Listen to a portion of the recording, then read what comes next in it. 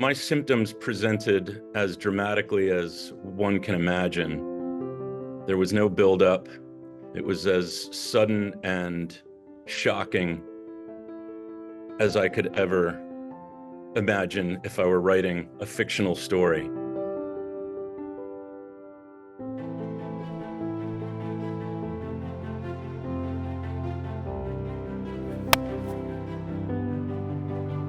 All of a sudden, my head and neck began to swell up with backed up blood flow. It was so alarming. I was looking in the mirror and saw my head sort of puffing up like a balloon filling up with water.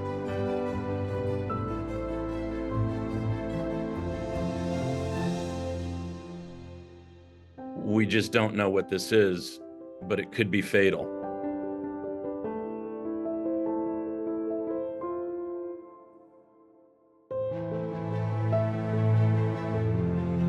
As a patient, I was both the unluckiest guy on the planet because nobody could detect what I had.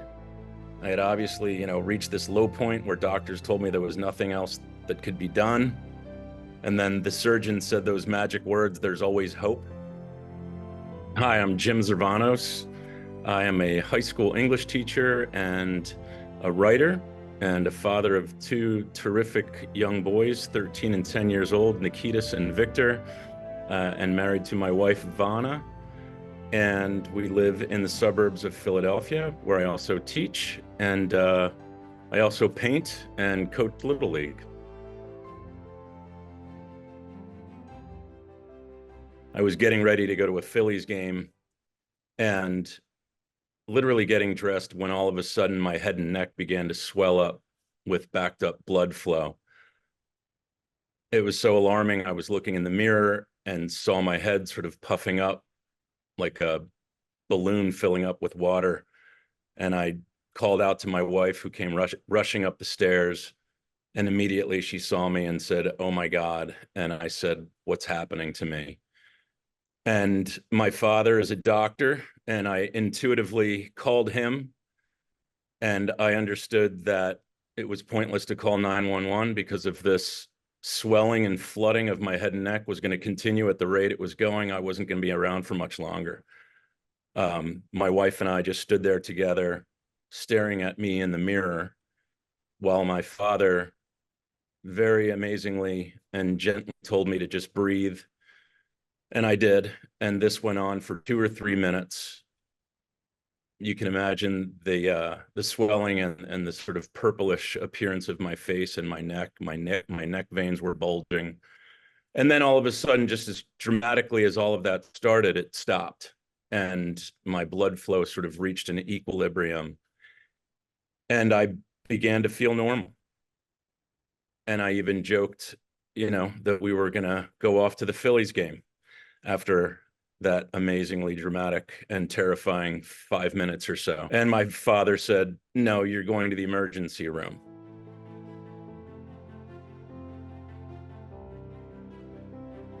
So I went to the ER, and again, I appeared normal, but when I described what happened to me, I could tell from the reaction that they understood that something serious was going on.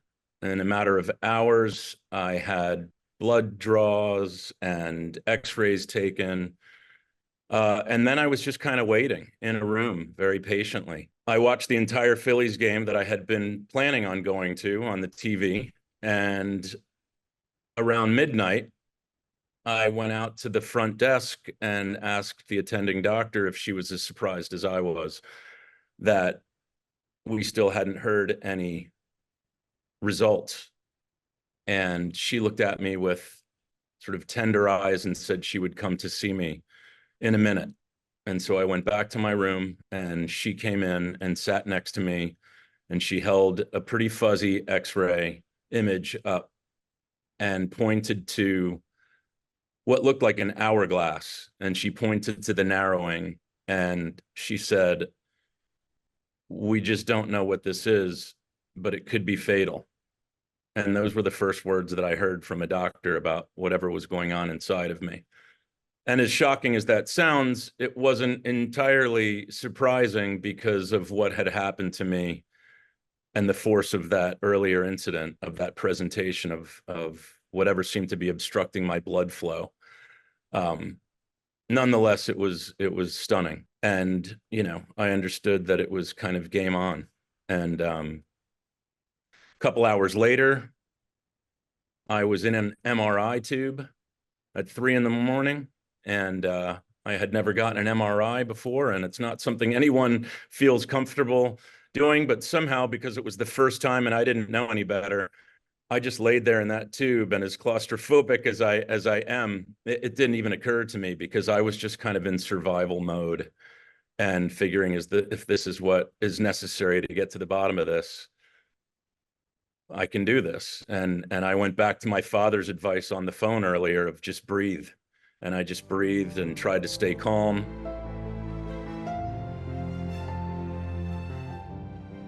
There was some kind of a blockage or obstruction, it seemed, in my superior vena cava, the main vein that descends into the heart.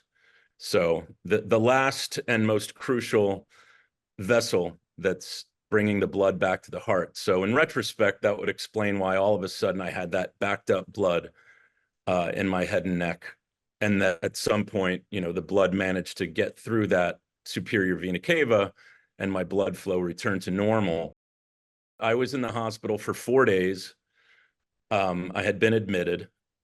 The cardiovascular surgeon was sort of appointed as the head of my team. A young attending doc was kind of the guy who was trying to round up the best people. At one point, he told me, "You're the talk of the hospital, and everybody wants to be the guy who figures out what it is that's going on in your chest, but we just don't know." The irony is that I think every department had somebody come to see me to speculate on what might be ailing me. Every department except oncology. And so we were just stuck. And I wasn't having dramatic inflamed symptoms, but I was still uncomfortable. So this cardiovascular surgeon on day 4 came in after all of this. You can imagine sort of the ups and downs of 4 days of these kinds of conversations, and said, it may be some idiopathic thing, that we just can't explain. There are medical mysteries. So we're going to send you home without a diagnosis. And if you have another flare-up, if you continue to have worsening symptoms, we'll have you come back in a month and we'll do more imaging. So I left, and I was not confident because, you can just sort of feel the sensations in your own body. I was hopeful, but my gut said something's up inside of this body of mine.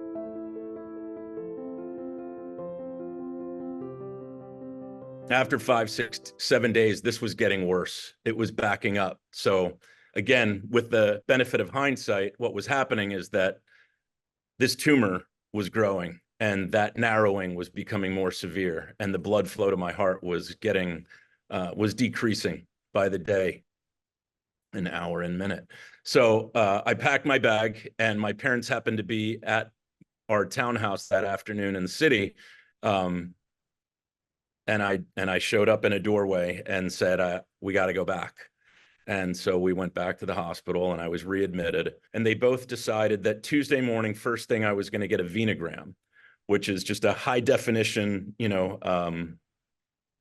when they put the dye into the bloodstream to get a more vivid image. And so this thing came out in spectacular high def. And what we could all see when I kind of came to after this venogram was done that Tuesday morning was a narrowing that was so severe that it was hard to imagine how any blood was getting through that to my heart. And there were 3 or 4 doctors that were standing there, and we were all looking at this gigantic triptych of images that were showing this superior vena cava and this narrowing that came to nearly closed and then back open again.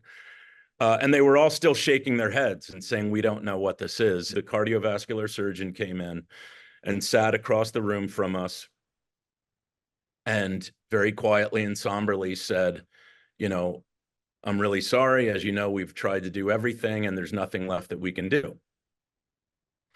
And, we all knew what that meant. And as I said, my father, the doctor, always inquisitive and never at a loss for hope, was quiet, was silent. And so that gives you some indication of all the conversations and all the research and all the investigations that had gone on basically for the last 10 days had come to this moment, and we accepted it. And so, I hugged my wife and I was there in my hospital gown. My parents went over to the window. I went over there and hugged them. And very strangely, I was most equipped to handle this news than anybody because I had been sort of living with that first thought, the night I went to the ER and was told this could be fatal. We don't know what this is. So I had been sort of preparing for this possibility. When I hugged my dad, he said, "I'm sorry, son." And I said, "I'm sorry, Dad," and the next thing that he said was, "Tomorrow, more research." And that's a profoundly hopeful, illogical moment, but it just shows you sort of the balance of this man of science, who, even after all of that, was still determined that there might be something.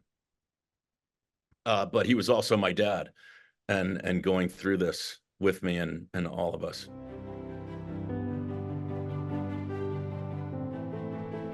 A man I had never seen before and said, "I'm Dr. Alberto Pochettino. I'm a heart and lung transplant surgeon here at UPenn." And we sort of chuckled together. "I know you don't need a heart or lung transplant, but I've got an idea. I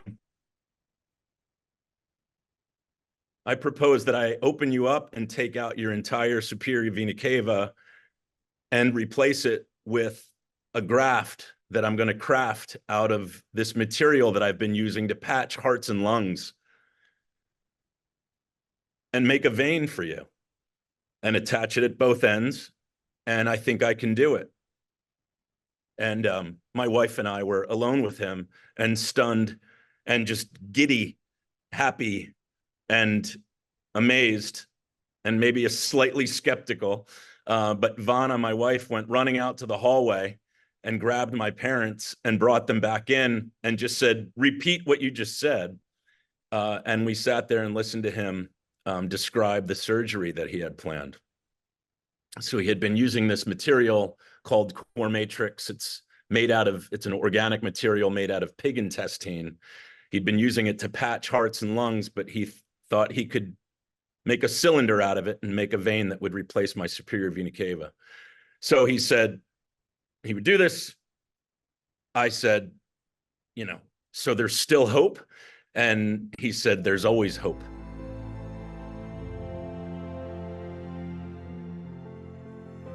I went into that surgery feeling good and confident. And I woke up on the other side, and it worked.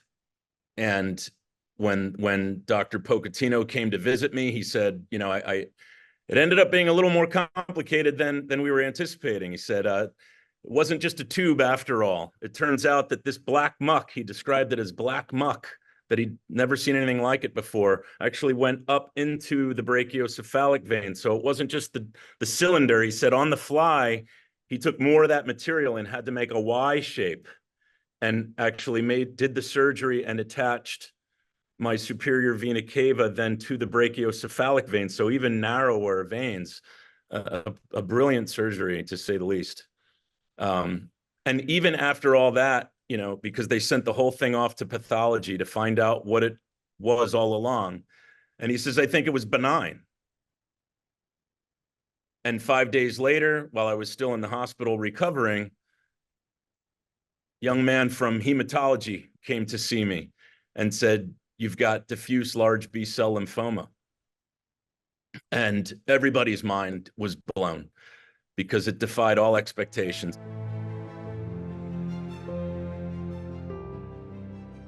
My own oncologist, Dr. Steve Schuster at Penn, who's one of the great lymphoma doctors, to this day says he's never seen anything like it. In a month, I started chemotherapy. But that's when I met my oncologist, and that was the first time I ever heard about cancer or lymphoma. But now I had this graft in my chest that needed 3 months to heal. That was the plan. And now, right before my eyes, I could see Steve Schuster, my oncologist, and Dr. Pocatino, the man who saved my life, the one saying, I don't know what chemotherapy is going to do to Jim's graft, made out of pig intestine, and we're certainly not going to stick a port in his chest into his superior vena cava. And so hopefully the chemo will go well into a vein in his arm. And then on the other hand, Dr. Schuster, the oncologist, was saying, we're not waiting 3 months for this graft to heal. And so the doctors compromised and agreed that we would give the graft a month to heal, and then we would start chemo. And fortunately, I was able to get the chemo through a vein in my arm. So that obstruction that was originally in my superior vena cava was a lymphoma tumor that, despite everybody's certainty that lymphoma doesn't present that way, was in fact a lymphoma tumor that was inside the wall of the vein of my superior vena cava, and it was growing and growing. I am sure I am one of the very rare cases where, the cancer and the chemotherapy was always secondary to the healing of the surgery.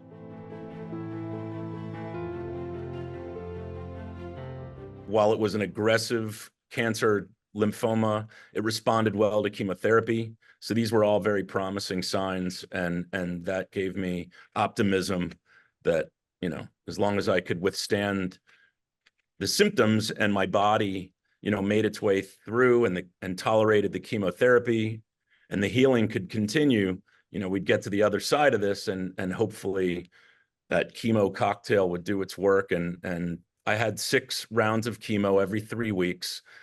I had 1 week of reasonably tolerable, non-symptoms, 1 week of debilitating nausea, and this kind of thing. But all the while, like I said, I was also experiencing the recovery from the surgery. So when we got to the 4th or so round, I got tested, and it appeared that there was no growth.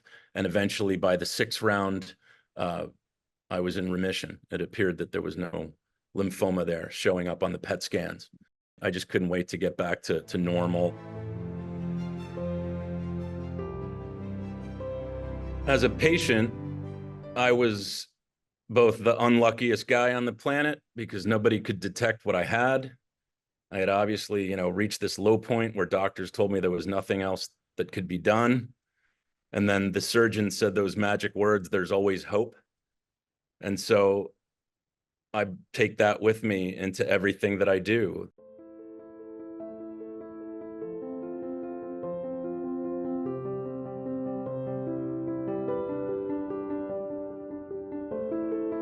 We sat in the well-lit corner by the windows. We talked optimistically of my looming surgery, while right now inside my chest a nearly occluded SVC, the most crucial vein, supplied my heart with only a small percentage of what it normally provided. That even after all seems lost, you don't know what you don't know, and you've got to stay awake for every moment of your life, because if you're full of anxiety and despair, you might not see, an opportunity that could point down, a positive path for good health. I was fortunate to have grown up with a doctor as a father and live in a city with institutions like the University of Pennsylvania. And so I had faith in doctors, I had faith in the institution. And I don't take any of that for granted. And easy for me to tell others to have faith and to have hope, because I was kind of born with that. I think also what came from my childhood and my experience as the son of a doctor was just a confidence in having conversations with my doctors, and the expectation that they were listening to me and that they wanted to hear my story, because that's the kind of doctor my dad was. He was a family doctor, and that was his specialty, was to make eye contact and to hear the patient's story and to be there emotionally, not just clinically. And again, easy for me to say to a patient who might be going through these things, who didn't have the good fortune that I had with all these other, lucky things that I had going for me. Keep the faith, stay hopeful, be awake, be your own best self-advocate, because you never know. And the doctors don't always know either. And they need to hear your story.